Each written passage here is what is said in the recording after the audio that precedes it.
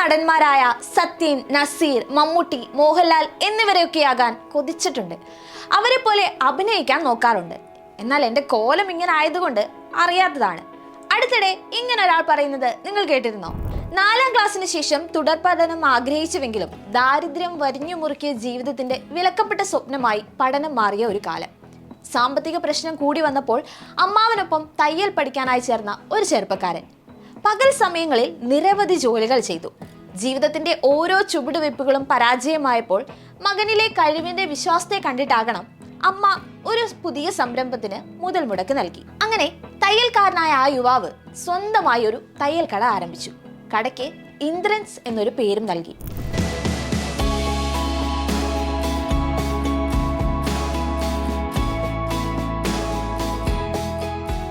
ആ ജീവിതം അങ്ങനെ പോകുകയായിരുന്നു.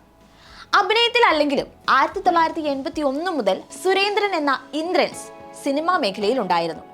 ബാഹ്യരൂപത്തിൽ തൃപ്തനല്ലാതിരുന്നത് കൊണ്ട് തന്നെ സിനിമ എന്ന മോഹം അയാളുടെ മനസ്സിൽ മാത്രമായി ഒതുക്കി നിർത്തി. അഭിനയ പ്രതിഭകളുടെ തോൾ ചേർന്ന് നിന്ന് അളവെടുക്കുമ്പോൾ മനസ്സിന്റെ അടിത്തട്ടിൽ പുറത്തു പറയാൻ മടിച്ചൊരു മോഹമുണ്ടായിരുന്നു. സിനിമ എന്ന അത്ഭുത ലോകത്തിന്റെ ഒരു ചെറിയ കണികയെങ്കിലും ആവുക എന്നത്. പിന്നീട് അമച്വർ ആർട്സ് ക്ലബിൽ ചേർന്ന് നാടകങ്ങളിൽ മുഖം എത്തിച്ചു തുടങ്ങി. ദൂരദർശനിലെ കളിവീട് എന്ന പരമ്പരയിലൂടെയാണ് സുരേന്ദ്രൻ അഭിനയ ജീവിതം ആരംഭിക്കുന്നത്. 1981 ചൂതാട്ടം എന്ന ചിത്രത്തിലൂടെ അഭിനേതാവായി അരങ്ങേറ്റം കുറിച്ചു. അവിടുന്ന് അങ്ങോട്ട് സുരേന്ദ്രൻ എന്ന തയ്യൽക്കാരന്റെ ഇന്ദ്രൻസിലേക്കുള്ള യാത്ര ആരംഭിക്കുകയായിരുന്നു. മെലിഞ്ഞു നീണ്ട കഴുത്ത് മതിൽ വിടവിലൂടെ ഉള്ളിലേക്കിട്ട് കാമുകിക്ക് കവിത ചൊല്ലിക്കൊടുക്കുന്ന കാമുകൻ. ഇത് കേട്ട് അങ്ങോട്ട് വരുന്ന പെൺകുട്ടിയുടെ ഭീമാകാരനായ അച്ഛൻ കാമുകനെ പുറത്തേക്ക് വലിക്കുന്നു. ശരീരത്തിൽ ശക്തമായ ഒരു പിടി വീണതറിഞ്ഞ കാമുകന്റെ കവിത തുടരുന്നത് ഇങ്ങനെയാണ്: ആരോ പിടിച്ചു വലിക്കുന്നു, പിന്നിൽ നിന്ന് ശക്തമായി അസ്ഥികൾ ഞെരുങ്ങുന്നു, ഞരമ്പുകൾ കുരുങ്ങുന്നു, ബലകരകരാള ഹസ്തങ്ങളിൽ ആരോ ഒടിക്കുന്നു, എല്ലുകൾ അസ്ഥി ഞുറുങ്ങുന്നു, അയ്യോ കടിക്കുന്നു, കടിപ്പട്ടി പോലെ അയ്യോ. തിയേറ്ററുകളിൽ ചിരിയുടെ മാലപ്പടക്കം തീർത്ത ഈ രംഗം സുനിൽ സംവിധാനം ചെയ്ത് 1994 പുറത്തിറങ്ങിയ മാനത്തെ കൊട്ടാരം എന്ന സിനിമയിലേതാണ്. ഇന്ദ്രൻസ് ആണ് കാമുക വേഷത്തിൽ.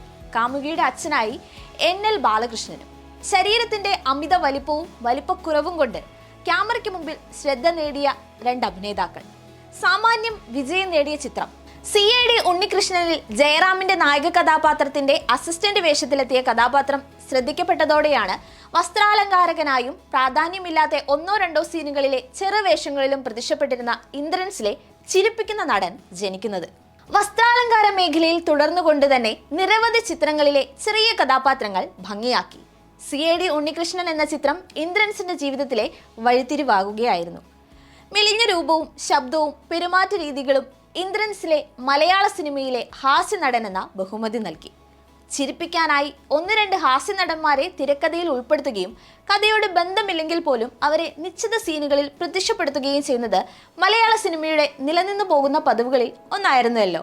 SP പിള്ളയും ബഹദൂറും അടൂർ ബാസിയും പപ്പുവും മാളയും ഒക്കെ നിറഞ്ഞാടിയിരുന്ന ഹാസ്യത്തിന്റെ തട്ടകത്തിലേക്കാണ് 90കളിൽ ഹരിശ്രീ അശോകനും ഇന്ദ്രൻസും ഒക്കെ കടന്നു വരുന്നത്. ഭാവങ്ങളിൽ കൂടിയും ഹാസ്യം പകരുന്ന മഹാനടനായ ജഗതി ശ്രീകുമാറിനെ പോലെയുള്ള വ്യക്തിത്വങ്ങൾ ഉണ്ടായിരുന്നിട്ട് കൂടി ഇന്ദ്രൻസിലെ ഹാസ്യനടന് വ്യക്തമായൊരു സ്ഥാനം മലയാള സിനിമ നൽകിയിരുന്നു. സവിശേഷ സംഭാഷണ ശൈലി കൊണ്ടും മുഖത്തെ ഭാവപ്രകടനങ്ങളും കോപ്രായങ്ങളും വീഴ്ചകളും മണ്ടത്തരങ്ങളും ശബ്ദങ്ങൾ കൊണ്ടുമാണ് ഹാസ്യനടന്മാർ കാണികളെ ചിരിപ്പിച്ചത്. ഇന്ദ്രൻസ് ഉപയോഗിക്കാൻ ശ്രമിച്ചതും ഇത്തരം ഘടകങ്ങൾ തന്നെയാണെങ്കിലും അദ്ദേഹത്തിന്റെ ശരീരത്തിന്റെ പരിമിതികളായിരുന്നു സിനിമാ ലോകം ആഘോഷമാക്കിയത്. പോസ്റ്ററുകളിൽ ഇന്ദ്രൻസിന്റെ മുഖമുണ്ടെങ്കിൽ തിയേറ്ററുകളിൽ ആളുകൾ കയറുമെന്ന സ്ഥിതിയായി. 80കളിലെ സുവർണ ദശകം പിന്നിട്ട് 90കളിൽ നിലവാര തകർച്ച നേരിട്ട മലയാള സിനിമയിൽ ചിരിപ്പിച്ച വാണിജ്യം കൊണ്ട് പിടിച്ചു നിൽക്കാനാണ് സിനിമാ ലോകം ശ്രമിച്ചത്. അതിന് ഇന്ദ്രൻസിനെ പോലൊരു ചിരിപ്പിക്കുന്ന നടന്റെ സാന്നിധ്യം അനിവാര്യവുമായിരുന്നു. 90കളിലെ മധ്യത്തിലും 2ാം പകുതിയിലും വർഷത്തിൽ 40 സിനിമകളിലോളം ഇന്ദ്രൻസിന്റെ സാന്നിധ്യമുണ്ടായി. എല്ലാം ചിരിപ്പിക്കാൻ വേണ്ടിയുള്ള ഒരേ മാതൃകാ കഥാപാത്രങ്ങൾ. പക്ഷേ ഇന്ദ്രൻസിന്റെ ശരീര സാന്നിധ്യം ഒന്നുകൊണ്ട് തന്നെ ആളുകൾ ചിരിച്ചുകൊണ്ടേയിരുന്നു. വിജയഘടകം എന്ന നിലയിൽ ആ കാലത്ത് ഉയർന്നു വരുന്ന താരസാന്നിധ്യങ്ങളെ ഉപയോഗപ്പെടുത്തി മുതൽ മുടക്ക് തിരിച്ചു പിടിക്കാനുള്ള വിപണിയുടെ പരിശ്രമത്തിൽ 90കളിൽ ലൊക്കേഷനിൽ നിന്ന് ലൊക്കേഷനുകളിലോട്ടുള്ള തുടർ യാത്രകളാണ് ഇന്ദ്രൻസ് എന്ന ഹാസ്യ നടന്റെ കരിയറിൽ പിന്നീട് സംഭവിച്ചത്. 99ലെ മേലെ പറമ്പിൽ ആൺവീട് എന്ന ചലച്ചിത്രത്തിലൂടെയാണ് അദ്ദേഹം ശ്രദ്ധിക്കപ്പെട്ടു തുടങ്ങിയത്. മലപ്പുറം ഹാജി, മഹാനായ ജോജി, മാനത്തെ കൊട്ടാരം, വധു ഡോക്ടറാണ്, ആദ്യത്തെ കൺമണി, അനിയൻ ബാവ, ചേട്ടൻ ബാവ തുടങ്ങിയ സിനിമകളിലൂടെ അദ്ദേഹത്തിന്റെ അവിസ്മരണീയമായ ചില വേഷങ്ങൾ വന്നു. 1998 പഞ്ചാബി ഹൗസ് എന്ന സിനിമയിൽ അദ്ദേഹത്തിന്റെ ഉത്തമൻ എന്ന കഥാപാത്രം കൂടുതൽ ശോഭിച്ചു. ഹരിശ്രീ അശോകനുമായുള്ള ഇന്ദ്രൻസ് കൂട്ടുകെട്ട് ചില വിജയ ചിത്രങ്ങൾക്ക് കാരണവുമായി.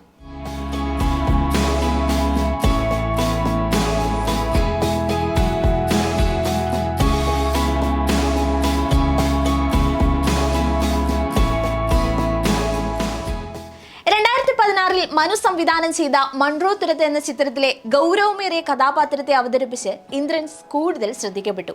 ഈ ചിത്രത്തിന് ശേഷം അദ്ദേഹം നിരവധി ഗൗരവമേറിയ കഥാപാത്രങ്ങളെ അവതരിപ്പിച്ചു. മക്കാന, ലോനം, പാതി, ബുദ്ധനും ചാപ്ലിനും ചിരിക്കുന്നു തുടങ്ങിയ ചിത്രങ്ങളിൽ ഇന്ദ്രൻസ് ശ്രദ്ധേയമായ നിരവധി വേഷങ്ങൾ ചെയ്തു. 2017 ആളൊരുക്കം എന്ന ചിത്രത്തിലെ അഭിനയത്തിന് 2018 മികച്ച നടനുള്ള കേരള സംസ്ഥാന ചലച്ചിത്ര അവാർഡ് നേടി. 2019 അദ്ദേഹത്തിന് സിംഗപ്പൂർ പുരസ്കാരം ലഭിച്ചു. വെയിൽ മരങ്ങൾ എന്ന ചിത്രത്തിലെ അഭിനയത്തിന് സൗത്ത് ഏഷ്യൻ ഇന്റർനാഷണൽ ഫിലിം മികച്ച നടനുള്ള അവാർഡ്. ഷാങ്ഹായ് ഇന്റർനാഷണൽ ഫിലിം ഫെസ്റ്റിവലിൽ മികച്ച കലാപരമായ നേട്ടവും വെയിൽ മരങ്ങൾ നേടുകയുണ്ടായി. മൊഹബത്തിൽ കുഞ്ഞബ്ദുള്ള എന്ന സിനിമയിൽ ഇന്ദ്രൻസ് പ്രധാന വേഷം ചെയ്തു.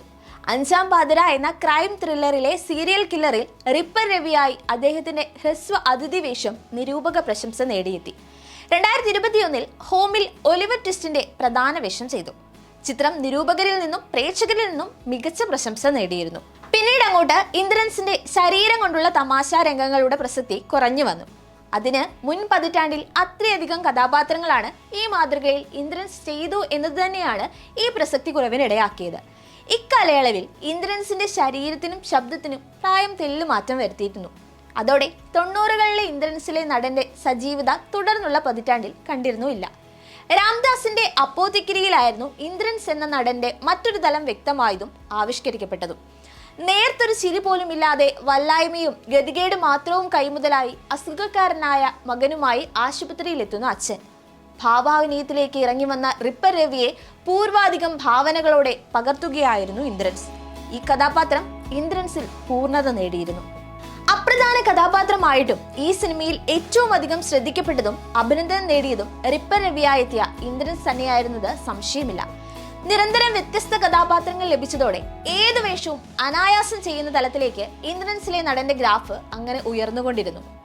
ഈ ഒരു കഥാപാത്രം നൽകിയ ആത്മവിശ്വാസവും അതിന് സംസ്ഥാന പുരസ്കാരത്തിന്റെ രൂപത്തിലുള്ള അംഗീകാരവും തുടർന്നുള്ള വർഷങ്ങളിൽ ഇന്ദ്രൻസ് എന്ന നടനെ ഉപയോഗപ്പെടുത്താൻ മലയാള സിനിമയ്ക്ക് പ്രചോദനവുമായിരുന്നു. മലയാളത്തിന്റെ ചാർലി ചാപ്ലിൻ എന്ന് വിശേഷിപ്പിക്കപ്പെടുന്ന ഇന്ദ്രൻസ് വേദനകളിലും ചാപ്ലിനോട് താതാത്മ്യം പുലർത്തിയിരുന്നു. പക്ഷേ ആ ശ്രദ്ധിക്കപ്പെടലിന് പിന്നിൽ അദ്ദേഹത്തെ തളർത്തുന്ന ഒരു പേരുവിളിയും ഉടലെടുത്തിരുന്നു. ആഗ്രഹങ്ങൾ തന്നെ തേടി വരുന്നുണ്ട് എന്ന തോന്നലുകളിലും രൂപത്തെ ആക്ഷേപിക്കാൻ നിരവധി പേർ ചുറ്റുമുണ്ടായിരുന്നത്രേ. സ്വപ്നങ്ങൾ പതിയെ അടുത്തെത്തുന്നതായി അയാൾക്ക് തോന്നി തുടങ്ങി. പക്ഷേ കളിയാക്കലുകളെന്ന് അയാളുടെ മനസ്സിനെ മുറിവേൽപ്പിച്ചുകൊണ്ടിരുന്നു. പക്ഷേ ആ മുഖത്തെ ലാളിത്യവും ആ നിറഞ്ഞ പുഞ്ചിരിയും അതങ്ങനെ മായാതെ നിന്നു. 2 മണിക്കൂർ നീണ്ട സിനിമ കഴിഞ്ഞിട്ടും കുടക്കമ്പി എന്ന പേര് മാത്രം ഇടയ്ക്കിടെ അങ്ങിങ്ങായി മുഴങ്ങി കേട്ടുകൊണ്ടിരുന്നു. ഇത് വല്ലാത്തൊരു വേദനയാണ് ആ മനസ്സിൽ അന്ന് സൃഷ്ടിച്ചത്. രൂപത്തോടുള്ള കളിയാക്കലുകൾ പലയിടങ്ങളിൽ നിന്നും ഒഴിഞ്ഞു നിൽക്കാൻ അദ്ദേഹത്തെ പ്രേരിപ്പിച്ചുകൊണ്ടിരുന്നു. പക്ഷേ തമാശ നിറഞ്ഞ ആ രൂപത്തെ പ്രേക്ഷകർ ഏറ്റെടുത്തിരുന്നു.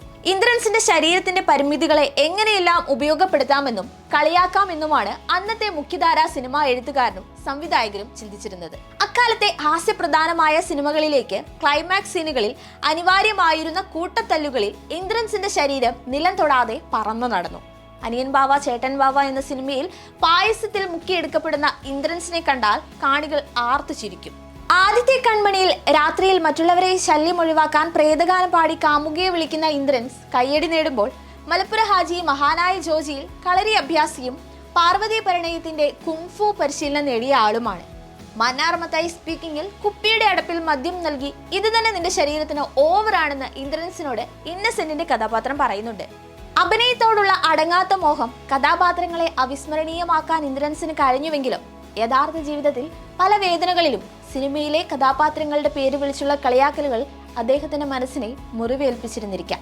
സ്നേഹത്തിന്റെയും ലാളിത്യത്തിന്റെയും മുഖം മാറ്റിവെച്ചുകൊണ്ട് ശരീരത്തിന്റെ പരിമിതി ആഘോഷമാക്കിയ ഒരു നടന്റെ അതിരില്ലാത്ത അഭിനയ മികവായിരുന്നു ഉടലിലെ പ്രതികാരത്തിലേർപ്പെടുന്ന വൃദ്ധ കഥാപാത്രമായ കുട്ടിച്ചായനിൽ കാണാനായത്.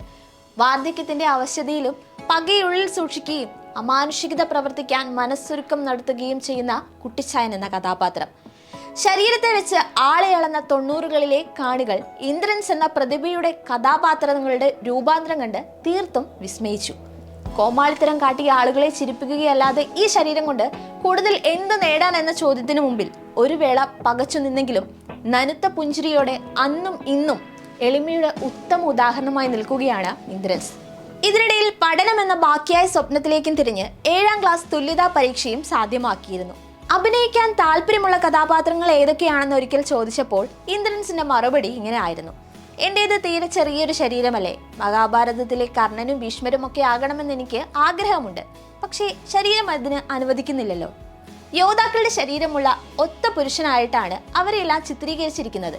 അതുകൊണ്ട് തന്നെ എല്ലാ കഥാപാത്രങ്ങളും ചെയ്യണമെന്ന് ആഗ്രഹിക്കുന്നതിലും എനിക്ക് പരിമിതിയുണ്ട് എന്നാണ്.